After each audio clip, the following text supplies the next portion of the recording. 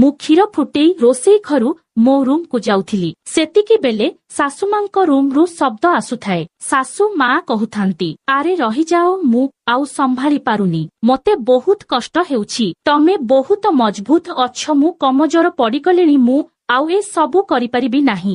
ଶ୍ୱଶୁର ରାଗରେ କହୁଥାନ୍ତି, ଆରେ ଚୁପ ରୁହ, ଆଉ 20 ମିନିଟ୍ ମୋର ବାହାରି ଯିବ, ଟିକିଏ ସମ୍ଭାଳି ନିଅ।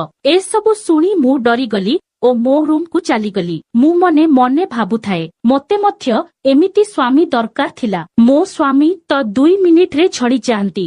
ନମସ୍କାର ସାଙ୍ଗମାନେ, ମୋ ନାମ ରୁନି। ଆମ ଘରେ ଆମେ 4 ଜଣ ରହୁ। ମୁଁ ଆଉ ମୋ ସ୍ୱାମୀ ଓ ଶାଶୁ ଶ୍ୱଶୁର ମୋର ବାହାଘର ଜବରଦସ୍ତି କରିଦେଇଥିଲେ। ମୋ ସ୍ୱାମୀ ଆର୍ମିରେ ଚାକିରି କରୁଥିବାରୁ ଆମ ଘର ଲୋକେ ମୋର ବାହାଘର କରିଦେଇଥିଲେ। ବାହା ହେବାର 2 ମାସ ହେଉଥାଏ। ମୋ ସ୍ୱାମୀର ଭଲ ମନ୍ଦ ଏବେ ସବୁ କିଛି ମୁଁ ସମ୍ଭାଳୁଥାଏ। ମୋ ସ୍ୱାମୀ ରାତିରେ କ୍ଷୀର ନ ପିଇଲେ ତାଙ୍କୁ ନିଦ ଲାଗେ ନାହିଁ। ଗୋଟିଏ ଦିନ ମୁଁ ଆଉ ମୋ ସ୍ୱାମୀ ବେଡରୁମରେ ଭଲ ମନ୍ଦ କଥା ହେଉଥିଲୁ। ସେତିକି ବେଲେ ଶୋଇବା ସମୟରେ ମୋ ସ୍ୱାମୀ ପାଇଁ ମୁଁ ରୋଷେଇ ଘରକୁ କ୍ଷୀର ଆଣିବା ପାଇଁ ଗଲି। ମୁଁ ଯେତେବେଳେ କ୍ଷୀର ଆଣିକି ଆସୁଥାଏ, ସେତିକି ବେଳେ ଶାଶୁ ମା କହୁଥାନ୍ତି, ଆରେ କେତେଥର ଗେହିବ, ମୁଁ ଆଉ ସମ୍ଭାଳି ପାରୁନି, ମତେ ଆଉ ଗେହି ହେବା ପାଇଁ ଇଚ୍ଛା ହେଉନାହିଁ। ମୋ ଶ୍ୱଶୁର ରାଗରେ, ଆରେ ତୁ ଯଦି ଗିହଣା ନ ଦେବୁ ତାହାହେଲେ ଠିକ ଅଛି, ମୁଁ ଆଉ ଗୋଟେ କନ୍ୟାକୁ ବାହା ହେବି ଓ ତାହା ସହ ଖେଳ କରିବି। ମୋ ଶାଶୁ, ଆରେ ନାହିଁ ନାହିଁ, ମୁଁ କହୁଥିଲି କି ଟିକେ ଧୀରେ ଧୀରେ କର, ଭଲ ଲାଗିବ। ମୁଁ ଏସବୁ କଥା ଶୁଣି ମନେ ମନେ ଭାବୁଥାଏ, ବାବାରେ ମୋ ଶ୍ୱଶୁର ଏତେ ମଜବୁତ। ଯେତେବେଳେ ମୁଁ ରାତିରେ ଶୋଇଥାଏ, ଅଧରାତିରେ ମୁଁ କିଛି ଶବ୍ଦ ଶୁଣିବାକୁ ପାଇଲି। ମୁଁ ଉଠିଗଲି ଓ ଦେଖିବାରୁ ମୋ ସ୍ୱାମୀ ବେଡରେ ନଥିଲେ। ସେତିକି ବେଳେ ବାଥରୁମରୁ ଶବ୍ଦ ଆସୁଥାଏ, ୟେସ୍ ୟେସ୍ ଆ ଆ ଆ। ମୁଁ ବାଥରୁମକୁ ଯାଇ ଦେଖିବା ବେଳେ ମୁଁ ଆଶ୍ଚର୍ଯ୍ୟ ହୋଇଯାଏ। ମୁଁ ଦେଖିବାକୁ ପାଇଲି ମୋ ସ୍ୱାମୀ ମୋବାଇଲରେ ଗିହାଗେହି ଭିଡିଓ ଲଗାଇ ଛୋଟ ବାଣ୍ଡକୁ ହାତରେ ଧରି ହଲାଉଥାନ୍ତି। ସେ ଜାଣି ଯାଆନ୍ତି କିଏ ଗୋଟେ ଆସିଲା ବୋଲି। ମୁଁ ତାଙ୍କୁ କହିଲି, ଆରେ ଏ କଣ କରୁଛ?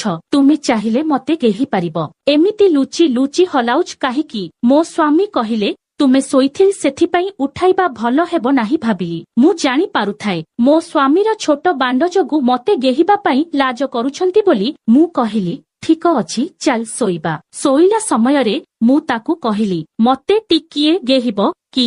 ମୋ ସ୍ୱାମୀ କହିଲେ, ମତେ ନିଦ ଲାଗୁଛି। ଏମିତି କହି ଶୋଇପଡ଼ିଲେ। ମୁଁ ଗେହି ହେବା ପାଇଁ ପାଗଳ ହେଉଥାଏ। ମୁଁ ଭାବୁଥାଏ, ମୋର ସ୍ୱାମୀ ମୋ ଶ୍ୱଶୁର ପରି ହେଇଥାନ୍ତି କି ନିର୍ଧୁମ ଗିହା ଖାଇବାକୁ ମିଳିଥାନ୍ତା। ଆରଦିନ ସକାଳେ ମୋ ସ୍ୱାମୀ ତାଙ୍କର ଡ୍ୟୁଟି ପାଇଁ ସେ 1 ମାସ ପାଇଁ ବୋର୍ଡରକୁ ଗଲେ। କାହିଁକି ନା ସେ ଆର୍ମିରେ କାମ କରୁଥିଲେ। ମତେ ବହୁତ ଦୁଃଖ ଲାଗୁଥାଏ। ମୋ ଶାଶୁ ମତେ କହିଲେ, ଆରେ ବୋହୂ, ଆମେ ଅଛୁ, ମନ ଦୁଃଖ କର ନାହିଁ। ମୁଁ ଠିକ ଅଛି କହିଲି ଓ ଘର ଭିତରକୁ ଗଲି।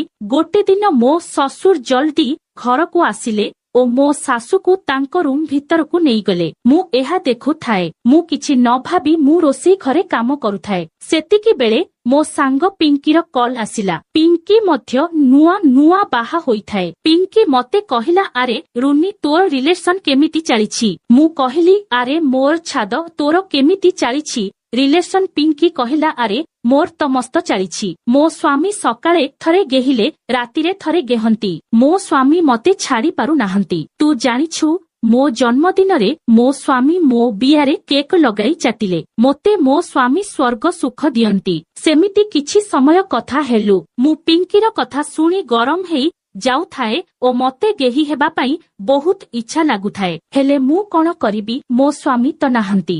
କିଛି ସମୟ ପରେ ମୁଁ ରୋଷେଇ କରି ଶାଶୁମାକୁ ତାଙ୍କ ରୁମକୁ ଖାଇବା ପାଇଁ ଡାକି ଯାଉଥାଏ। ସେତିକି ବେଳେ ମୁଁ ତାଙ୍କ ରୁମରୁ ଶବ୍ଦ ଆସୁଥିବାର ଶୁଣିଲି ଓ ଆଶ୍ଚର୍ଯ୍ୟ ହେଇଗଲି। ଶାଶୁ କହୁଥାନ୍ତି, ଆରେ ମୁଁ ଆଉ ସମ୍ଭାଳି ପାରୁନି, ପ୍ଲିଜ ମତେ ଛାଡିଦିଅ। ମୋ ବିଆ ଜଳି ଯାଉଛି ଓ ମୋ ଶରୀର ଆଉ ଗେହି ହେବାର ଇଚ୍ଛା ନାହିଁ ମୋର। ଶାଶୁ ଜୋର ଜୋରରେ ଚିତ୍କାର କରୁଥାନ୍ତି। ମୁଁ ଚୁପଚାପ ରୋଷେଇ ଘରକୁ ଚାଲି ଆସିଲି। ମୁଁ ଭାବୁଥାଏ, ଏମିତି କଣ ଖାଉଛନ୍ତି ମୋ ଶ୍ୱଶୁର? ମୋ ଶାଶୁକୁ ବେଧୁଆ ପରି ଗେହୁଛନ୍ତି। ମୁଁ ଜାଣିବାକୁ ଚାହୁଁଥାଏ କି ମୋ ଶ୍ୱଶୁର ଏତେ ସମୟ ଓ ଏମିତି ନିର୍ଧୁମ କେମିତି ଗେହି ପାରୁଛନ୍ତି। 10 ମିନିଟ୍ ପରେ ଶାଶୁ ତାଙ୍କ ରୁମରୁ ବାହାରକୁ ଆସିଲେ ଓ ତାଙ୍କ ଗୋଟେ ହାତ ଦୁଧରେ ଆଉ ଗୋଟେ ହାତ ପିଆକୁ ଧରିଥାନ୍ତି ଓ କହୁଥାନ୍ତି, ଆରେ ବାବା, ଆଉ ଗେହି ହେବି ନାହିଁ। ଏମିତି ଜୋର ଜୋର ଗାଣ୍ଡି ବିଆରେ ଗେହିଲେ ବହୁତ କଷ୍ଟ ହେଉଛି। ମୁଁ ଲୁଚି ଲୁଚି ଶୁଣୁଥାଏ। କିଛି ସମୟ ପରେ ଆମେ ସମସ୍ତେ ଖାଇବା ପାଇଁ ବସିଲୁ। ମୁଁ ଖାଇବା ବାଢୁଥାଏ। ସେତିକି ବେଳେ ମୁଁ ଦେଖିବାକୁ ପାଇଲି ମୋ ଶ୍ୱଶୁରଙ୍କ ବାନ୍ ଟେବେଇକି ଅଛି। ମୁଁ ଆରେ ବାବା କହି ଖାଇବା ଦେଲି ଓ ସମସ୍ତେ ଖାଇସାରି ଆମେ ସମସ୍ତେ ଶୋଇବା ପାଇଁ ଯିଏ ଯା ରୁମକୁ ଚାଲିଗଲୁ। ମୁଁ ଏକା ଶୋଇଥିବାରୁ ମତେ ଡର ମାଡୁଥାଏ। କାହିଁକି ନା ମୋ ସ୍ୱାମୀ ତାଙ୍କ କାମରେ ଯାଇଥିଲେ ଓ ମୁଁ ନୂଆ ବାହା ହେଇଥିବାରୁ ମତେ ବହୁତ ଡର ଲାଗୁଥାଏ। ମୁଁ ଶାଶୁମାଙ୍କ ପାଖକୁ ଯାଇ କହିଲି, ଶାଶୁମା ମତେ ଏକା ଶୋଇବା ପାଇଁ ଡର ଲାଗୁଛି। ମୋ ରୁମରେ ଶୋଇବ ଆସ୍। ଶାଶୁମା ଠିକ ଅଛି କହି ମୋ ରୁମକୁ ଶୋଇବା ପାଇଁ ଆସିଲେ। ଶ୍ୱଶୁର ଚିନ୍ତାରେ ପଡିଗଲେ। ଏବେ ତ ଆଉ ଗେହି ପାରିବି ନାହିଁ। ଶାଶୁ ମଧ୍ୟ ଖୁସି ହେଉଥିଲେ। କାହିଁକି ନା ତାକୁ ଗେହି ହେବାର ଇଚ୍ଛା ନଥିଲା। ସେହିଦିନ ରାତିରେ ମୁଁ ଆଉ ଶାଶୁମା ଶୋଇଥାଉ। ଶ୍ୱଶୁର ଧୀରେ ଧୀରେ ମୋ ରୁମକୁ ଆସନ୍ତି। ମୋର ରୁମର ଲାଇଟ୍ ଅଫ୍ ଥାଏ ଓ ମୁଁ ଆଉ ମୋ ଶାଶୁମା ଗୋଟେ ବେଡରେ ଶୋଇଥାଉ। ସେତିକି ବେଳେ ଶ୍ୱଶୁର ଧୀରେ ଧୀରେ ଆସି ଶାଶୁମାକୁ ନ ଧରି ସେ ମୋତେ ଆଉ ହସୁଥାନ୍ତି। ସେ ମୋ ଗାଣ୍ଡିକୁ ହାତରେ କମୁଡୁଥାନ୍ତି। ଧୀରେ ଧୀରେ ସେ ମୋ ନାଭିରେ ହାତ ପୂରେଇ ମୋ ବିୟାକୁ ଆଉସୁଥାନ୍ତି। ସେତିକି ବେଳେ ମୋର ନିଦ ଭାଙ୍ଗିଗଲା ଓ ମୁଁ ଜାଣିପାରୁଥାଇ ଏହା ମୋ ଶ୍ୱଶୁର ବୋଲି। ମୁଁ ଚୁପ୍ ପଡି ଆନନ୍ଦ ନେଉଥାଏ। ସେ ମୋ ପଛପଟେ ଶୋଇଲେ ଓ ମୋର ଶାଢୀକୁ ପୁରା ଖୋଲିଦେଲେ।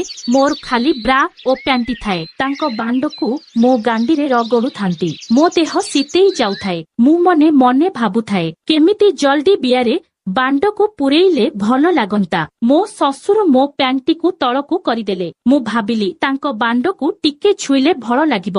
ମୋ ହାତକୁ ନେଇ ତାଙ୍କ ବାଣ୍ଡକୁ ଛୁଇଁବା ମାତ୍ରେ ମୁଁ ଡରିଗଲି। ମୋ ଛାତି ଧକ ଧକ କରୁଥାଏ। ସେତିକି ବେଳେ ବହୁତ ଲେଟ୍ ହେଇଯାଇଥାଏ। ମୋ ଶ୍ୱଶୁର ତାଙ୍କ ମୁସଳିଆ ବାଣ୍ଡକୁ ମୋ ବିୟାର ଗାଣ୍ଡି ପଟୁ ଘପ ଘପ 2 ଥର ପଶାଇ ଦେଲେ। ମୁଁ ଧୀରେ କି ଆ ଚିତ୍କାର କଲି। ମୋ ଶ୍ୱଶୁର ଜାଣିଗଲେ ଏଇଟା ମୋ ବୋହୂ ବୋଲି। କାହିଁକି ନା ମୋର ଛୋଟ ବିୟା ଓ ମୁଁ ଅଧିକ ଗିହା ଥାଇ ନଥିଲି। ଶ୍ୱଶୁର ମତେ ଧୀରେ ଧୀରେ କହିଲେ, ଆରେ ବୋହୂ ମୋର ଭୁଲ ହେଇଗଲା। ମୁଁ କହିଲି କିଛି ଭୁଲ ହେଇନି, ମତେ ଟିକିଏ ଗିହମ ଓ ଶାନ୍ତି କର। ମୋ ଶ୍ୱଶୁର ତ ବେଧୁଆ ଥିଲେ, ସେ କଣ ନାହିଁ ବୋଲିବେ। ସେ ମତେ ତାଙ୍କ ରୁମକୁ ଟେକି ନେଇ ଗଲେ ଓ ଅନ୍ଧାର ରାତିରେ ଜଙ୍ଘ ଦେଖେଇ ଦେଲେ। ତାଙ୍କ ରୁମକୁ ନେଇ ବେଡରେ ପକାଇଦେଲେ ଓ 2 ଜଙ୍ଘକୁ ମେଲେଇ ଉପରକୁ ଟେକି ଗାଣ୍ଡିରୁ ବିୟା ପର୍ଯ୍ୟନ୍ତ ଚାଟିଲେ ଓ ତାଙ୍କର 8 ଇଞ୍ଚର ବାଣ୍ଡକୁ ମୋ ବିୟାରେ ପୂରେଇ ଦେଲେ। ମୁଁ